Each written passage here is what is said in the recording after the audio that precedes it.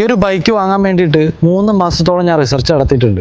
പല YouTube videos കണ്ടിട്ടുണ്ട്, പല ഫ്രണ്ട്സിനോടും സജഷൻ വാങ്ങിയിട്ടുണ്ട്. അങ്ങനെ എൻ്റെതായ പല റിസർച്ചിനൊടുവിലാണ് ഈ ഒരു വണ്ടി ഞാൻ വാങ്ങിയിട്ടുള്ളത്. അതിലൊരു 5000 രൂപ ലാഭിക്കാൻ വേണ്ടിയിട്ട് വേറെയും കുറേ റിസർച്ച് ഞാൻ നടത്തിയിട്ടുണ്ട്. ഇങ്ങനെയൊക്കെ ചെയ്യുന്ന നമ്മുടെ പൈസ വളർത്തുന്ന കാര്യത്തിൽ എത്രത്തോളം റിസർച്ച് നടത്താറുണ്ട്, ഇതിനെ മാനേജ് ചെയ്യാൻ വേണ്ടിയിട്ട് എത്രത്തോളം എഫേർട്ട് എടുക്കാറുണ്ട്, ടൈം കൊടുത്ത് പ്ലാൻ ചെയ്യലുണ്ട്.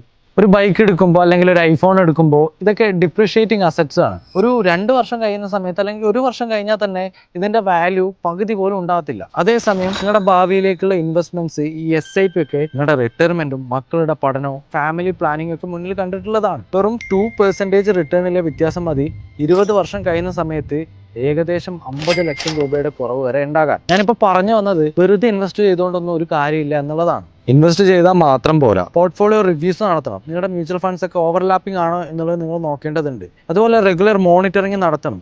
വർഷത്തിൽ ഒരിക്കലെങ്കിലും നിങ്ങളുടെ ഇൻവെസ്റ്റ്മെന്റ് പെർഫോമൻസ് ഒക്കെ നന്നായിട്ട് വിലയിരുത്തണം.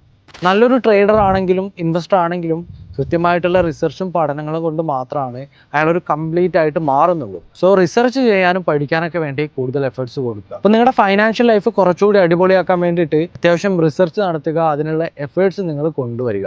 മാർക്കറ്റിലെയും ഫൈനാൻഷ്യലിയുള്ള അപ്ഡേറ്റ്സ് ഒക്കെ അറിയാൻ വേണ്ടിയിട്ട് നിങ്ങളുടെ ഈ പേജ് ഒന്ന് ഫോളോ ചെയ്ത് വെച്ചോളൂ.